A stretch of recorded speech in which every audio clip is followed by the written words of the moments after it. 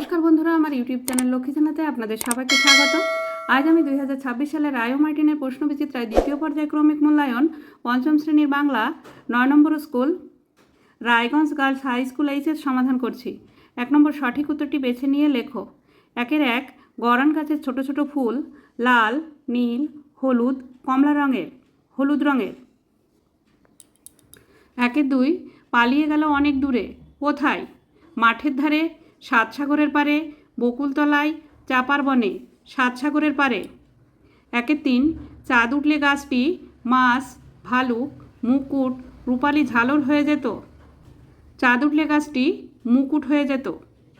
4 ভগবানের ব্যাপক সৃষ্টি কে বলেছিল? ডাকাত দল, সূত্রধার, ঝড়, ছাগল, ছাগল।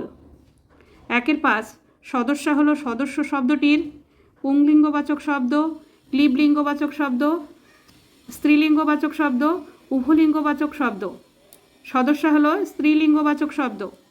6 দেশের সেরা গুলি, সকল, সমূহ, গোষ্ঠী, সকল দেশের সেরা।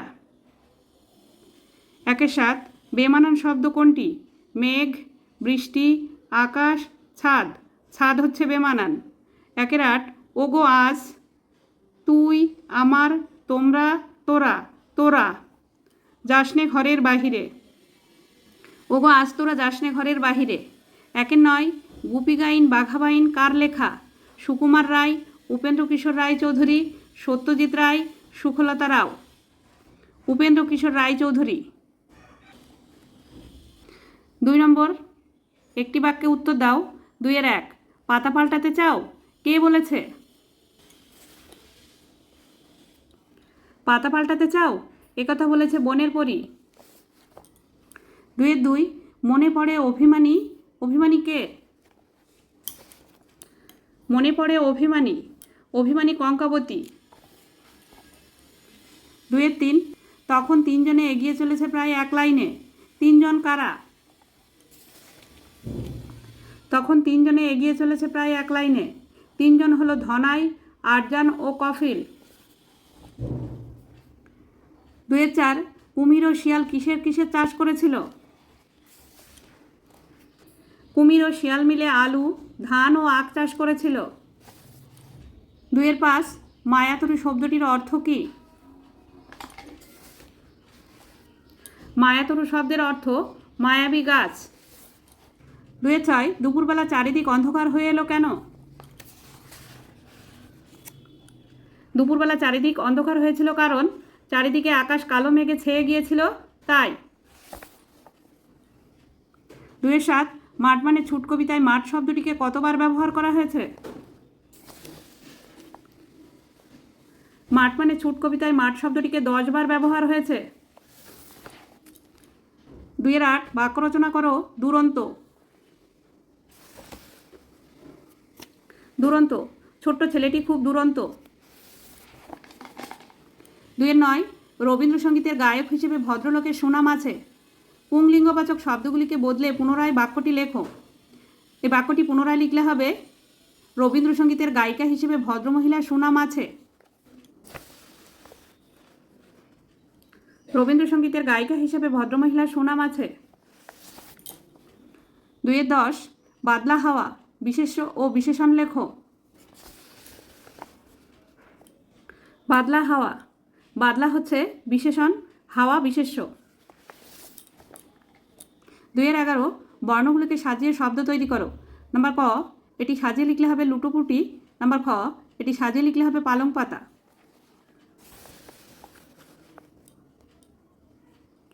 লুটোপুটি ও পালং পাতা।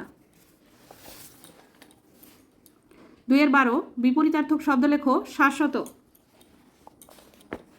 শাশ্বত বিপরীত শব্দ অনিত্য। 2-13 আকাশ দিয়ে ধেয়ে এলো দুরন্ত ঝড়। ঝড় আগামীকাল এলে কি লিখতে হবে? আকাশ দিয়ে ধেয়ে এলো দুরন্ত ঝড়।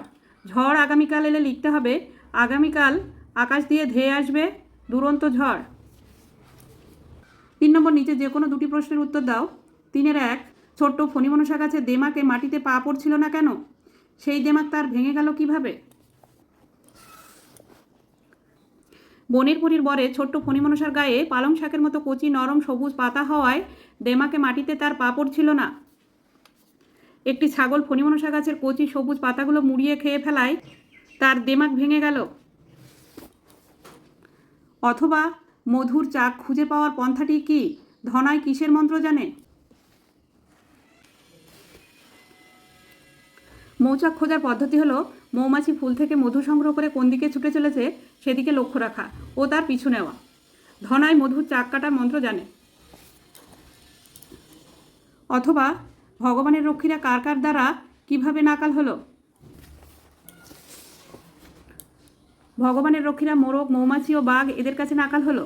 মৌমাছিরা রক্ষীদের মুখে হুল ফুটিয়ে দিল, বাঘ খেয়ে নেবে বলে ভয় দেখালো, মোরগ ডানা ঝাপটে ভয় দেখালো। 3-2 ঝড়ের সঙ্গে শিশুর মনের কিসের তুলনা কবিতায় ধরা পড়েছে? ঝড়ের সঙ্গে শিশুর মনে ধরা পড়েছে কালির দোয়াত উল্টে ফেলা এক দুরন্ত শিশু একটু হেসে পালিয়ে গেছে। অথবা বৃষ্টির দিনে কবির মনে কোন কোন গান ভেসে আসে?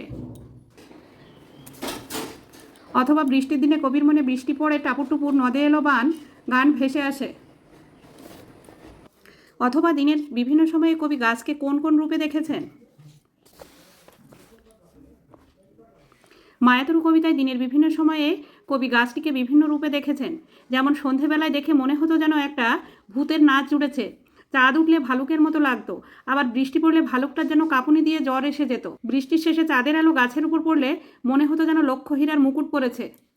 সকাল হলে মনে হতো যেন একটা ঝালর পড়ে আছে। 4 নম্বর যে কোনো একটি প্রশ্নের উত্তর দাও। 4-1 লিঙ্গ কাকে বলে উদাহরণ দাও। লিঙ্গ যে চিহ্ন দ্বারা প্রাণীবাচক বা অপ্রাণীবাচক কোনো শব্দ পুরুষবাচক, স্ত্রীবাচক বা পুরুষ ও স্ত্রী উভয়কে কিংবা জড়বস্তু বোঝা যায় তাকে লিঙ্গ বলে। লিঙ্গ 4 প্রকার: পুংলিঙ্গ, স্ত্রীলিঙ্গ, ক্লীবলিঙ্গ, উভয়লিঙ্গ। 4-2 একই শব্দকে দুবার ব্যবহার করেও বহুবচন করা যায় এমন একটি উদাহরণ দাও। একই শব্দকে দুবার ব্যবহার করে বহুবচন করা যায় এমন একটি উদাহরণ হলো গাছে গাছে। 5 নম্বর তোমার বিদ্যালয়ের কোনো একটি অনুষ্ঠানের কথা জানিয়ে তোমার বন্ধুকে চিঠি লেখো, অথবা তোমার মায়ের অসুস্থতার কথা জানিয়ে বাবাকে একটি চিঠি লেখো। বিদ্যালয়ের অনুষ্ঠান উপলক্ষে তুমি তোমার বন্ধুকে নিমন্ত্রণ জানিয়ে চিঠি।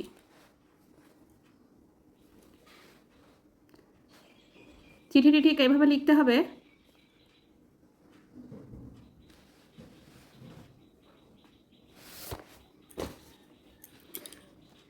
বন্ধুরা আজ এখানেই শেষ করছি। ভিডিওটি ভালো লাগলে লাইক, কমেন্ট ও শেয়ার করবেন এবং চ্যানেলটি সাবস্ক্রাইব করবেন।